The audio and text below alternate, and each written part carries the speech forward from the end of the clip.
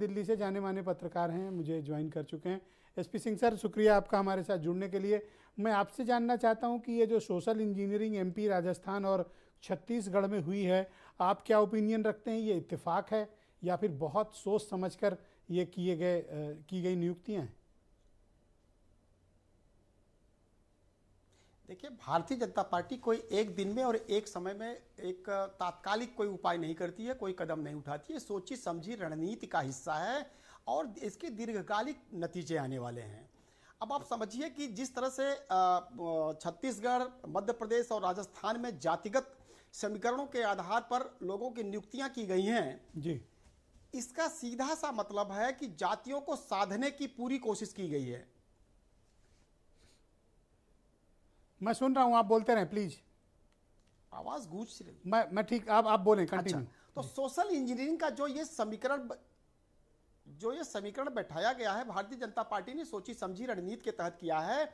और दूसरी बात कि हमारे विपक्ष के जो भी सहयोगी हैं, जो आज सत्ता में नहीं है, कांग्रेस और सपा के लोग, इन लोगों को सोचने की बात है कि आने वाले दिनों में इस उत्तर भारत के इन 3 बड़े राज्यों में जिनमें भारतीय जनता पार्टी की सत्ता आई है और उनमें जिस तरह का राजनीतिक या सामाजिक सोशल इंजीनियरिंग जिसे कहते हैं, जिस तरह से भारतीय जनता पार्टी ने तैयार किया है, उससे लड़ने की क्या रणनीति है। आपने सवाल बिल्कुल सही पूछा सपा से कि सपा का नेतृत्व क्या करेगा।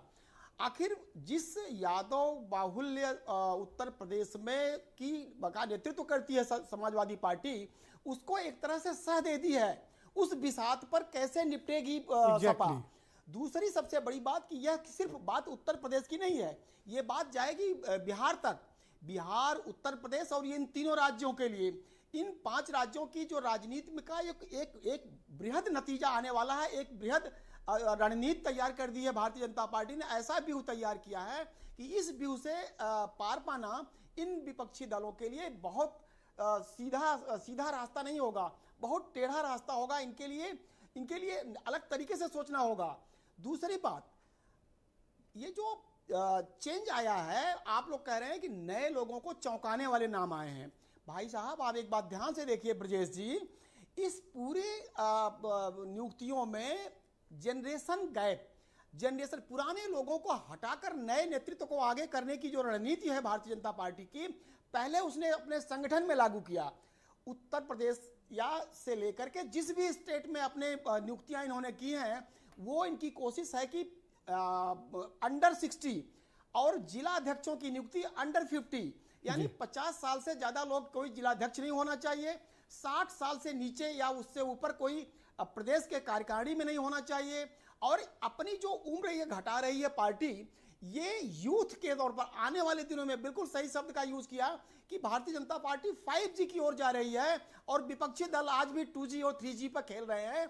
ऐसे में भला टकराव कैसे होगा, कैसे मुकाबला होगा? और आने वाला जो लोकसभा चुनाव है उसकी नहीं, मैं ये लिस्ट देख रहा था, विशेष तौर पर मध्य प्रदेश, राजस्थान और छत्तीसगढ़ की आसान नहीं होगा।